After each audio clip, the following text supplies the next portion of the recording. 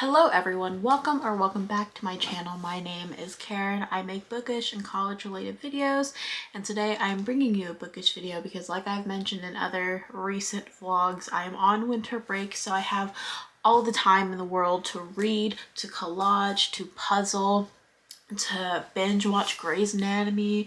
That's definitely what I did when I first got home. So I don't think there's a difference between videos titled TBR and current reads, but I notice that every time I title a video TBR or post something on Instagram saying my TBR for this month, I never end up reading the books. So we're calling this video December current reads because this is what I'm currently reading, is what I plan on reading. I'm not reading all of these at once, it's just basically a TBR.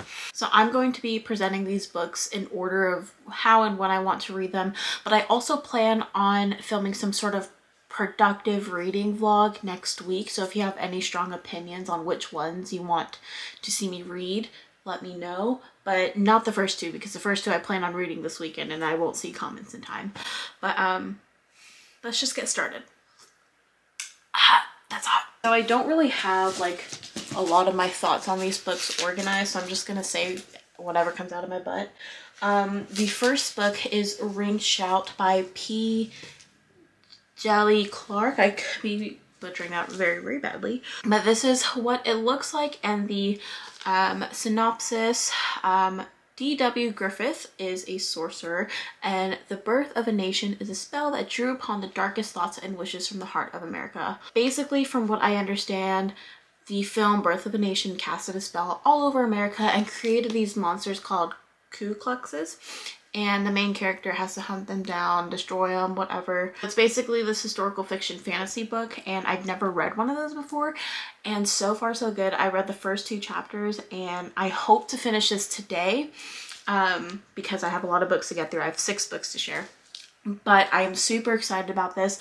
So far, I think I would love to see some sort of like HBO limited series or something like that on this book, because I think it has great potential to make it onto the big screen. I'm so glad that I found this, and it was one of those books that I found on Goodreads, just like scrolling through different books and recommendations, and I was like, I really need to read this, and it was available at my library. It's actually due in a few days, but anyway. So the next book that I plan on reading just for the entire like rest of the month of December is How to Slowly Kill Yourself and Others in America by Keith Slayman. And I mentioned in another vlog that I am part of this book club for BIPOC folks only, and it's hosted by Reading with Nani on Instagram, and this is the current book for December. And see, I have the time to read this book, but whenever we have meetings, like I never make it. Last month's book was The Song of Solomon. I was never able to make meetings. I'm not going to be able to make it to the next meeting, and we have 2 meetings for each book so far. And anyway, let me read the synopsis. How to Slowly Kill Yourself and Others in America is a collection of essays touching on subjects ranging from family, race, violence, and celebrity to music, writing, and coming of age in Mississippi. In this collection, Layman deals in depth with his own personal story, which is filled with trials and reflections that illuminate underappreciated aspects of contemporary American life. And so far, the ones that I've read so far, I really appreciate, and so I'm excited to see what the rest of his writing is going to be like with these essays. Also, I have heard great things about his book Heavy, which is listed in that top corner, but I have yet to pick it up. I don't know what it's about, and that's going to be on my next current reads probably if I ever get around to it. I think the first or second essay or the introduction starts out at the beginning of 2020, when the pandemic was just starting to hit America and everything was shutting down. So current day, very, very relatable. So that's what I also plan on reading. So on my drive home, because I just went to Target today, I was listening to NPR's Code Switch podcast, and it was the episode about books that did not get enough recognition in 2020 and were published in 2020. And one of the books that's also in this video that I plan on reading tomorrow is A Secret Life of Church Ladies by Disha Filial. And I love this cover. I think I showed this book as well in my last reading vlog, But the synopsis: the 9 stories in this collection feature 4 generations of characters grappling with who they want to be in the world, caught as they are between the church's double standards and their own needs and passions. And so that sounds like a wonderful, wonderful book. And it's very, very short. I don't think this will take me more than like 2.5 hours to finish.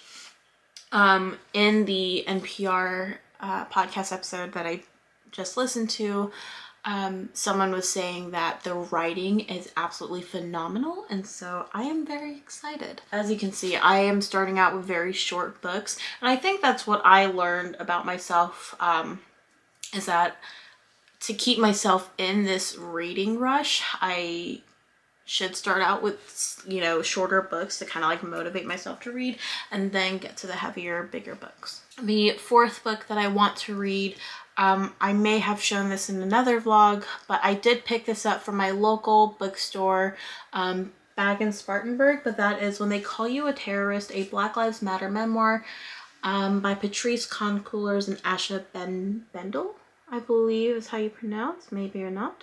So When They Call You a Terrorist is Patrice Concours and Asha Bendel's reflection on humanity.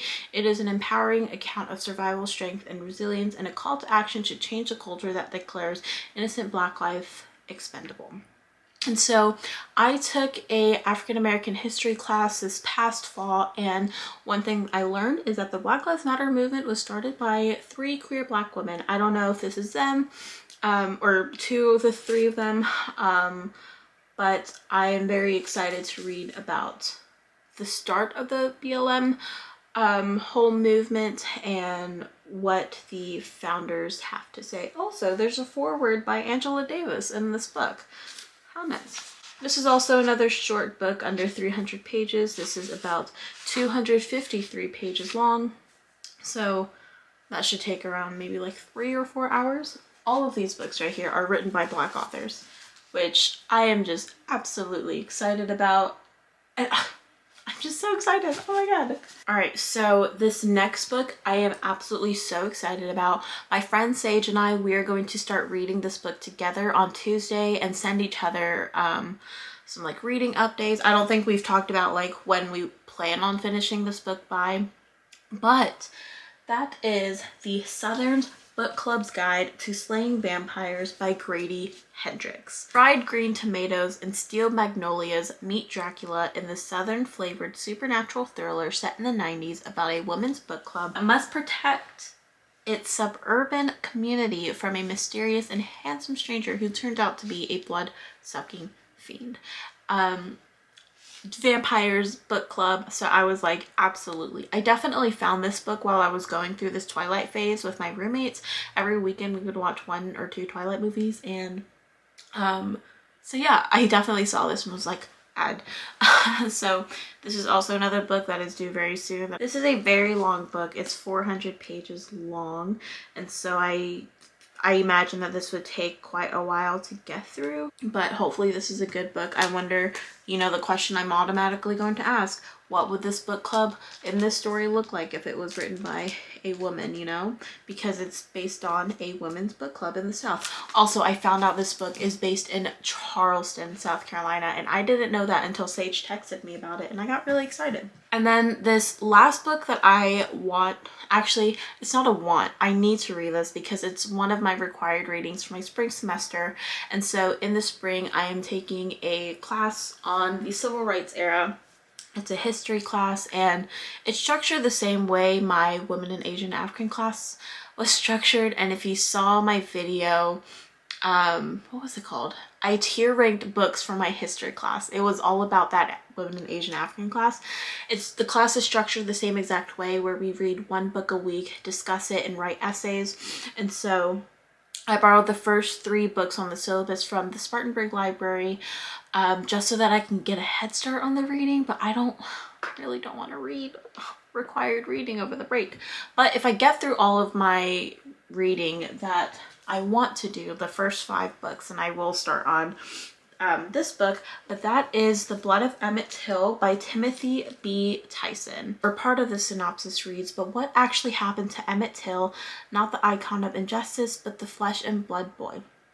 part detective story, part political history, drawing on a wealth of new evidence, including a shocking admission of Till's innocence from a woman in whose name he was killed. This book provides fresh insight into why race has informed and deformed our democratic institutions. I understand that the Emmett Till case is really what helped start the civil rights movement, and so it makes sense that our class will read this book first. One thing that I asked in my finals weekend vlog from a few weeks ago about this book is what is going to be missing in this book that a Black author or Black historian wouldn't have missed. So that is something to keep in mind. If you are in my my class, please do not take that idea and write it into your essay, because that is my idea that I'm going to be writing about. So those are really the 6 books that I plan on reading for the next few weeks in December. I don't really like to film wrap-up videos, but I do like watching TBR and current read videos, mainly because I'm just very interested in what people plan on reading and what's on their TBR. I'm also on the side of Booktube where everyone does reading vlogs or book tags and not really book reviews. So I don't really do a lot of book reviews anymore. I don't think I've always have. I've done a few of them in the past, but I'm not really a critical reader. I just kind of read for fun and read for like the character development in the characters that I read about. Those are the books that I plan on reading. If you enjoyed this video, please give this video a thumbs up and please subscribe. I have a lot new videos coming your way soon. And let me know if you are planning on reading any of these books that I have mentioned, or if you've read them before. I would love to know your thoughts, and yeah, tell me what you're currently reading in the comments. Bye everyone!